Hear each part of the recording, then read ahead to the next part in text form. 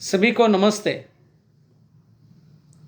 मैं डॉक्टर मंत्री राम धनाड़े, हिंदी विभाग, तुलजा भवानी महाविद्यालय तुलजापुर, संलग्न डॉक्टर बाबा साहेब आंबेडकर मराठवाड़ा विश्वविद्यालय औरंगाबाद महाराष्ट्र से आज हम एक नए विषय को लेकर अध्ययन करने वाले हैं। आज का जो विषय है वो विषय यह है, आदिकालीन कालखंड की राजनीतिक पृष्ठभूमि। आदिकालीन कालखंड में जो अनेक परिस्थितियां, जैसे सामाजिक परिस्थितियां, राजनीतिक परिस्थितियां, धार्मिक परिस्थितियां, सांस्कृतिक परिस्थितियां के साथ आज हम आदिकालीन कालखंड की जो राजनीतिक स्थिति की जो पृष्ठभूमि है, या आदिकालीन कालखंड की जो राजनीतिक स्थिति है वो किस प्रकार से थी, राजनीतिक परिस्थिति किस प्रकार से थी, इसका अध्ययन अवगत करने वाले हैं। भारतीय इतिहास की दृष्टि से यह युग राजनीतिक दृष्टि से अव्यवस्था और ग्रह कलह का रहा है। साथ ही आदिकालीन कालखंड की राजनीतिक परिस्थिति यह पराजय की रही है। इस काल में एक ओर विदेशी आक्रमण होते रहे तो दूसरी ओर भारतीय राजनीतिक परिस्थिति खोखली होती रही।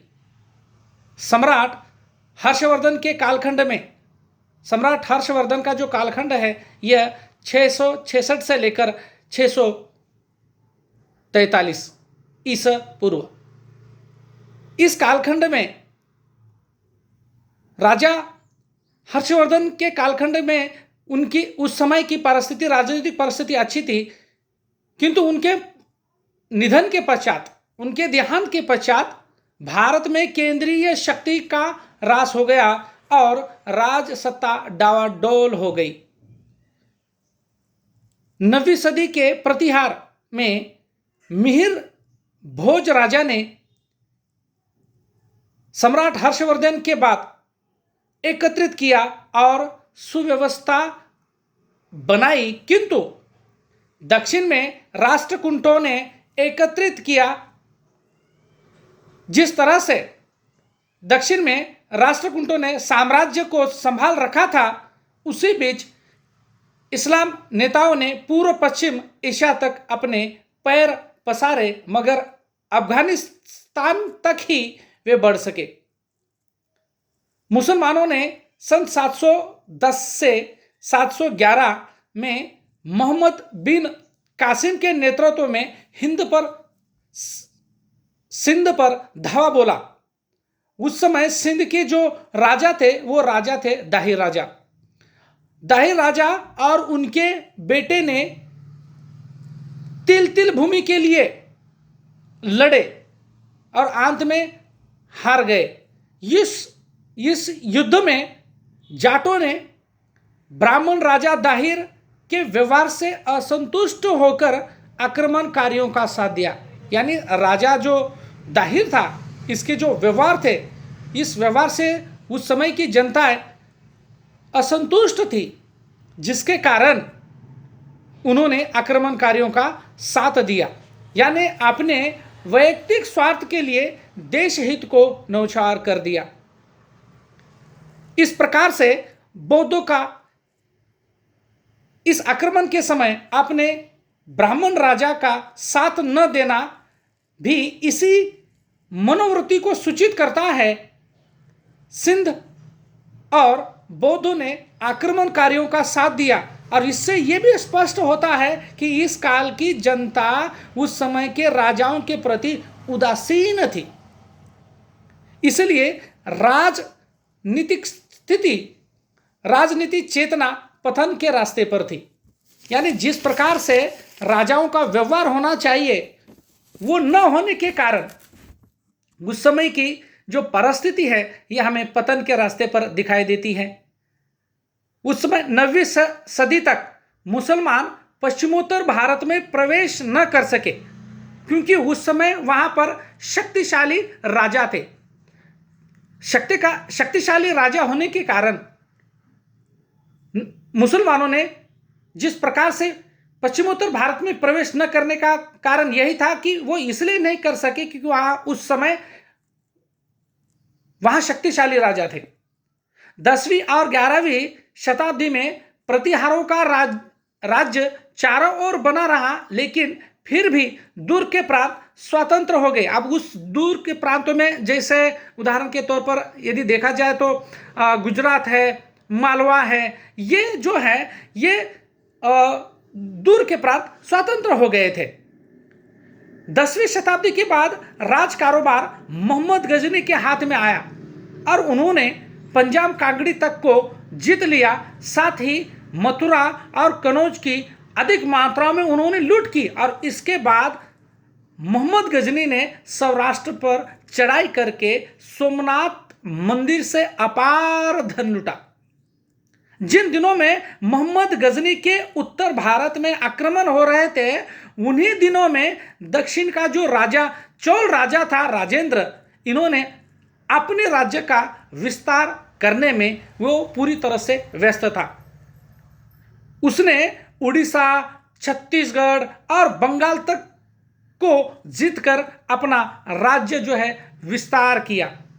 11वीं और 12वीं शताब्दी में दिल्ली में तोमर की सत्ता थी, तो अजमेर में पृथ्वीराज चौहान की सत्ता थी और कनौज में गढ़वालों की सत्ता थी। ये वहां पर शक्तिशाली राजा थे।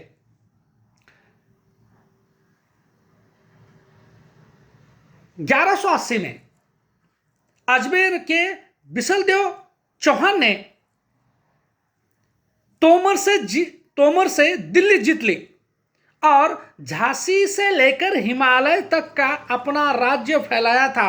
साथ ही पंजाब से तुर्कियों को भी पीछे धकेल दिया था। इस समय पृथ्वीराज चौहान विदेशी आक्रमण के प्रति पूरी तरह से पूर्णतः जागरूक नहीं थे। जब मोहम्मद गोरी ने गुजरात पर आक्रमण किया था, तब उसकी सेना अजमेर की सीमा जाकर पूरी तरह से लौट आई थी। इसी समय चौहान ने ज्योति के राजा परमदेव से युद्ध छेड़ा, जिसमें दो देशी राजाओं की शक्ति पूरी तरह से क्षीण हो गई।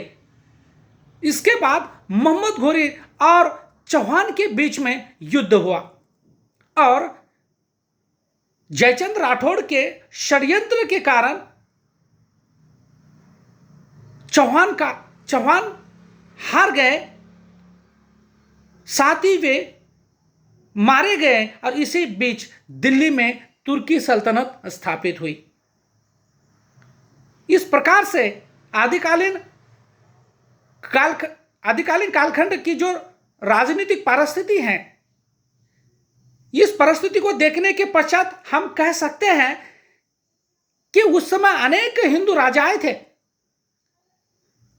उनके मन में राज्य फैलाने की लालसा अधिक मात्रा में दिखाई देती है। उस समय अनेक वीर राजा थे, किंतु आक्रमण के समय वे पड़ोसी राजा से उदासीन रहते थे।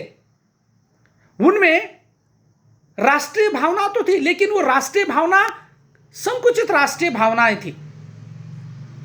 उन्होंने व्यापक रूप से भारत को अपना राष्ट्र नहीं समझा, उनमें स्वार्थ था। और यही कारण है कि अनेक हिंदू वीर होते हुए भी परकीय सत्ता हिंदुस्तान में स्थापित हुई। यदि उस समय सभी राजाओं ने पूरी तरह से सम्मिलित रूप से विदेशी सत्ता के साथ यदि युद्ध किया होता, तो आज पूरी तरह से हिंदुस्तान का इतिहास बदल जाता।